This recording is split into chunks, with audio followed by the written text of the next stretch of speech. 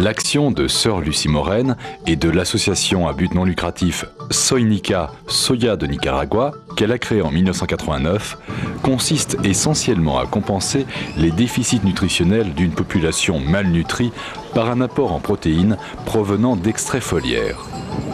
Au cœur du barrio Tres Oquenta, l'un de ces multiples quartiers où vit la population pauvre de Managua, dans un des centres d'éducation communautaire de Sœur Lucie, sont produits quotidiennement les rations de protéines pour quelques 150 enfants de 2 à 6 ans, dont près de la moitié souffrent d'anémie, constat effectué au regard de leur taux d'hémoglobine. La technique d'extraction des protéines à partir des végétaux est extrêmement simple. Les feuilles, que Martha mélange à de l'eau, sont broyées dans un mixeur, électrique ou manuel. La bouillie obtenue est filtrée à travers un linge pour éliminer la partie fibreuse qui sera utilisée en alimentation animale et produit un liquide particulièrement riche en protéines. Ce liquide est alors porté à ébullition.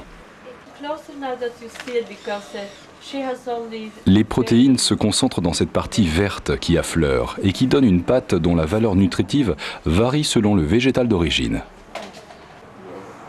Ce procédé permet d'obtenir 10 grammes de protéines pour 1 kg de feuilles, alors que le séchage permettrait d'en obtenir 1,5 gramme seulement. Cuisiné ou tout simplement mélangé à du sucre, du miel ou de la confiture, le produit obtenu est particulièrement appétant et fournit en une cuillerée la dose de protéines correspondant aux besoins quotidiens. Dans le barrio de Tres Oquenta, l'administration régulière d'extraits foliaires aux enfants donne, selon les assistantes sociales de Soynica, qui en assurent le contrôle, des résultats spectaculaires. Plus de 90% des enfants souffrant d'anémie recouvrent une santé normale en quelques semaines.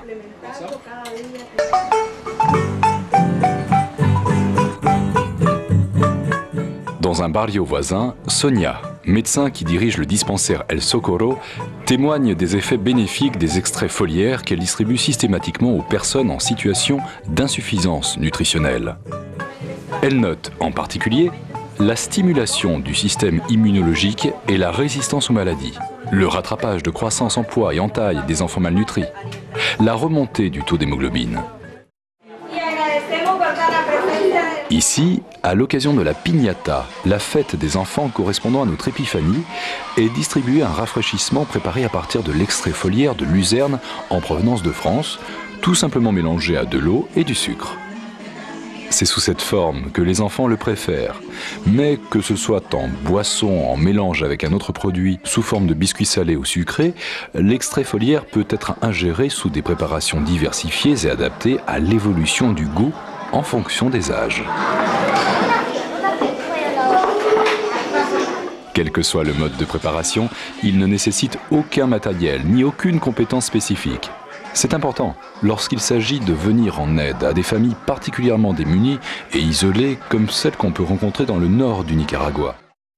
La cible privilégiée est en effet la femme enceinte, qu'il est facile de rencontrer dès leur première visite au centre de santé qui contrôle le bon déroulement de la grossesse en même temps qu'il distribue les médicaments et les extraits foliaires. Dans de nombreux cas, les femmes ont déjà eu un ou plusieurs enfants et sont en mesure de constater, par rapport à leur grossesse antérieure, l'efficacité de l'extrait foliaire quant à leur appétit, leur état de santé, le bon déroulement de leur grossesse, ainsi que le poids et la taille de leur enfant à la naissance. Les résultats sont d'autant plus spectaculaires que la situation des paysannes est extrêmement précaire. Le territoire du Nord a été totalement dévasté par l'ouragan Mitch.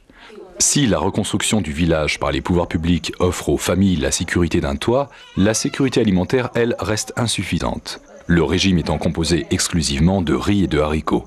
Les œufs, le lait et le fromage n'étant consommés qu'en dehors des périodes de chômage, hélas les plus fréquentes. À la Mascota, l'hôpital des enfants de Managua, une étude essentielle est en cours. Elle porte sur le contrôle de l'efficacité des extraits foliaires constatés sur 30 enfants âgés de 4 à 16 ans atteints de leucémie. Pendant la période dite de rémission, où ils viennent à l'hôpital pour une séance hebdomadaire de chimiothérapie, ils prennent quotidiennement de l'extrait foliaire de luzerne.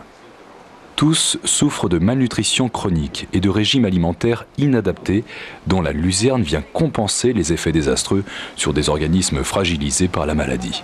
Le personnel médical et les mères sont unanimes pour constater l'évolution du comportement des enfants épuisés par leurs séances de chimiothérapie.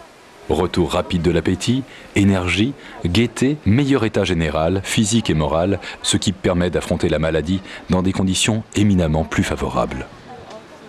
Le docteur Luis Fulgencio Baez, qui patronne l'expérience en cours dans son service, fait procéder chaque semaine au contrôle du poids, de la taille et des taux d'hémoglobine et d'hématocrite qui confirment objectivement les constatations des mères.